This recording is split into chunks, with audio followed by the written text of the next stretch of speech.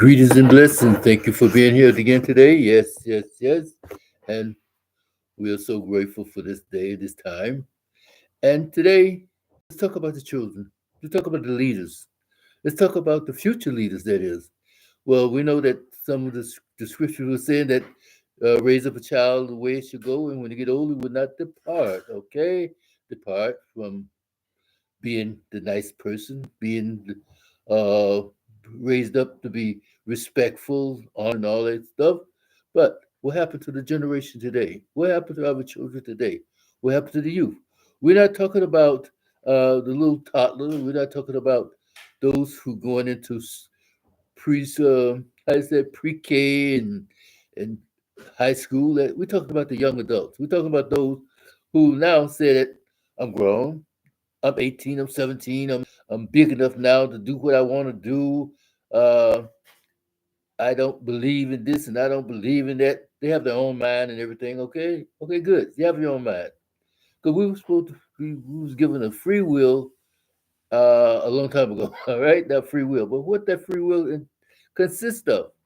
What that free will say that you can do anything you want to do, when you want to do it, how you want to do it. No, no. We want to do it, a different way. Like sometimes, like, where did that come from? But anyway, we're talking about our youth, our young people. That's going to be leaders because when already started getting older, right? We're talking about those under 40, right? Around that 40 down. They're going to be the leaders because, like I said, if they're 40, that means that we're like 20 years different. That's in the 60s.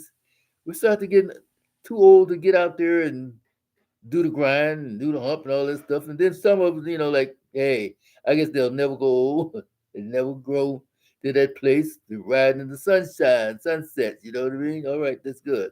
But if the majority of us won't be around to do the work, do the grind, as the future leader's going to be. And we're leaving everything into their hand. Yes. So, with all of this anger, with all this nonchalant attitudes, with all of this, I don't care, uh, I'm not involved in this, what difference does it make? Who, who cares? And uh, why me? I don't want to. I can't. Oh, wow. All these negative attitudes, this is the egos and the conceitness. It's all around. It's building and growing. But then you get some of those like the anger, like what are you mad about? You know, we're told that don't be angry without a cause, and don't let the sun go down on your anger.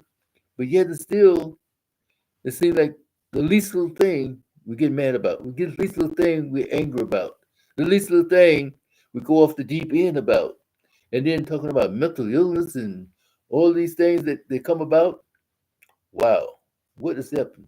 So we keep asking ourselves, what happened? And we find out that most of the time, back in the day, when the man, the father, wasn't in the home. Okay, we're talking about maybe before the 20s, all right? Like about the 70s and the 80s. Okay, that sounds about right time. When the law, let's talk about the law. The law said that, oh, you can't spank your child, you can't do this, no corporal punishment in school. They don't have to obey the parents if they don't want to. They can call 911 if the parents said boo to them. And then they can go where they want to go. And then all of a sudden, they were like, okay, the parents said, okay, back up. But then again, this welfare thing came about, whereas okay, the jobs were leaving out of town, leaving going overseas. The innovation come about, technology was coming about, so people was out of work. You know, technology, computerized, and everything. Talk about AI today. Wow, back in those days, it was same like with AI today. Wow, we got a computer now. 5 people no longer work, no longer have to. First, we had typewriters. No more handwriting written stuff. And then the typewriter came out, then another thing came out, and then something else came out, and then next thing you know, hey, download everything you want to one time, press a button, hey, it's all done. So these things keep coming about, keep moving on, replacing people, and then, like I said, jobs and medication and technology, and then you next you see made in China, made in Japan. That was the big thing back in those days. Hong Kong, everything was made in Hong Kong. All right, then made in Japan, then now made in China. So jobs are gone. Many jobs are gone. So what are you gonna do? People go on welfare. People go on this place, that place. Farmland. No more farmers hardly. All right. Too much government interference with the farmers. Well, you got to have so much this and the pesticides, and you got to raise the crop a certain way, and can't go to market when you want to or when you can. The butcher shop and all of the processing places were messed up. So, you know what I mean? It was chaos and confusion every step of the way up. And now, what happened? The least little thing you do, you get incarcerated. Uh, the jails are filled up with other young men. So no more workers, really, you know what I mean? So therefore, here come immigrants. So good. Oh, yeah, no disrespect to immigrants and everything, right? There, right? But then, what happened to Made in America? What happened to our youth that's supposed to be the leaders and supposed to be taking the place? Innovation, new business, new job, bureaucrat. Bureaucracy was like tearing us up. You got to have a certain type of insurance, certain type of license, certain type of this, certain type of that. Red line, red flag. Uh, um, wow, wow. You got to put something in somebody's pocket every time you turn around. Wow. So then children are born. Children are out there. They're uncontrolled, out of control. Then they're not really taught like they should be taught and everything. Because the teachers now, they were the same teachers that was there coming about that said, okay, I went to school, I graduated, now I'm a teacher now. And now who am I going to teach? So it's not that really old fashioned, well, we're trying to instill discipline. We're trying to instill value. We're trying to instill honor. We're trying to instill something of character. Huh. Teacher said today, I got mine, and you got to get yours. Or either I can't say anything to a child because the child cussed me out, child beat me down, uh, child run the show in the classroom, child do what they want to do. So little children that really want to learn, they can't really learn because then they got to go home. We'll go home. Well, the father's overloaded with different things, jobs, everything's bothering him. He's depressed, he's suppressed, and everything, overwhelmed. Mom is overwhelmed. So help me with the homework. Help me with the homework. Well, do what you can. Do that. I'll see what I can do for you. But then they give the child maybe 5 minutes at a time of the day. Child need to be how you so that with a mentor type thing, right? But it's not happening. It's not happening at all. So therefore, we must by all means get this mess straightened out. Go back to drawing board if necessary, because our youth today is like, wow, wow, can't follow direction, don't want to be bothered, don't want to do this, don't want to do that, and then they're supposed to be the leaders. And then you get those people now that no disrespect to mental illnesses and situations, but you got so many people that now today is like, ah, they would get a job, sabotage the job, sabotage everything, and then blow the whole place up for no reason. The mentality because of the characteristic, the character, the nature of our mindsets today. Anger, violence, all of this stuff that's happening. Who cares about this? Drugs out of sight. Drugs overdose, overload. So now, what is going to happen to the world today? The world now is in a place of chaos, confusion, and disillusion. Yes, so much say. So we must by all means get together, come together, try to do the best we can. But then, how you say, no daddies, no uncles, no grams to say, hey, look here, dude, look here, come on, do this, do that, the other. So they say, it's up to you. You got to learn from your own mistakes. What? How you gonna tell a child you got to learn from your own mistakes when the mistakes today is detrimental? Mistakes today is is the graveyard, the jailhouse, the crazy house. Mistakes today are detrimental and destructive. Not those mistakes before, like I say, we used to get into a fight or something like that, and it was a fight. Yeah, hey, even a gang fight. Well, they beat each other up and everything, but today, gang fights, bam, bam, bam, bam, bam. Where they get all these weapons from? A regular gun would cost you maybe $200, $300 sometimes, but they getting them. I mean, like everybody got one. Where did the bullets from? Don't matter now.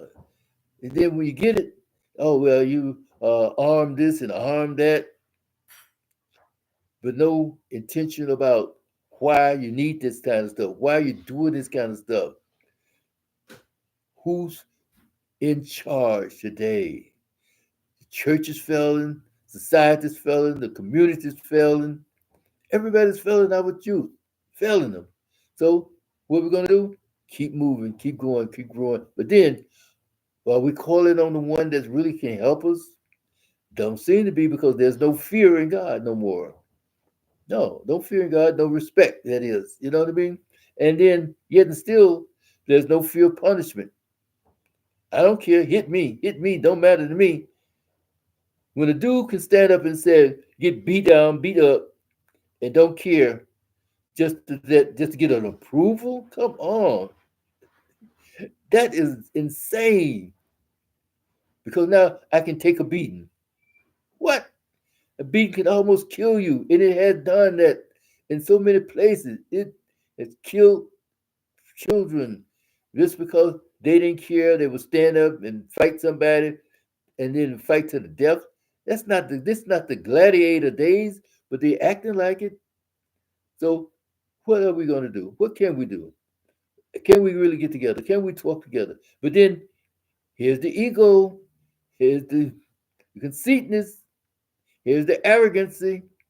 Well, I'm not gonna be involved, I ain't gonna be involved with this, and I ain't gonna be involved with that. And then yet still your nephews, your nieces, your cousins are out there doing bad things, and you're not gonna say anything. You don't say anything. You don't want to say anything. You don't want to give them any type of instruction, even if it's just one or two things. Are you saving any money? Are you getting up going to work? Are you looking for a job? Well, are you looking for a career?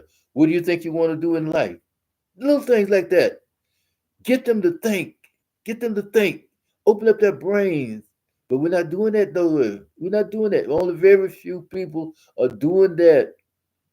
And then when they get married, they're not qualified to be a husband, not qualified to even be a leader, but yet it's still the first little thing that happen, they go hurt each other. Domestic violence is off the chain, especially with young married couples.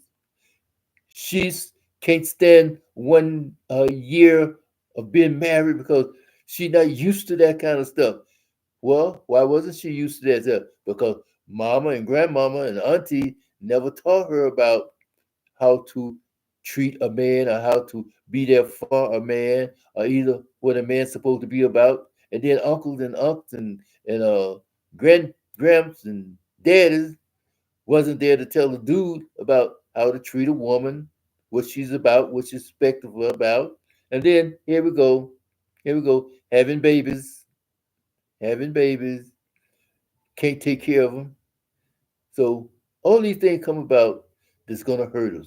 So what we have to do really is to get together, go to the drawing board if necessary, and then do this thing over and over again until we at least have some kind of solace. Because when the Lord return, will He find faith on the earth? If he hang out a few more years from now, and all of the old people will be gonna go on, He will not find in the faith because we're not being taught faith. We're not being taught discipline. We're not being taught self-control. So therefore, the Lord's going to find chaos and confusion all over the place. That's all it is to it. Come on, people. Let's get it together. Truth is truth. Lies are lie. And yet still, this is so much is going on that we must, by all means, think about these things.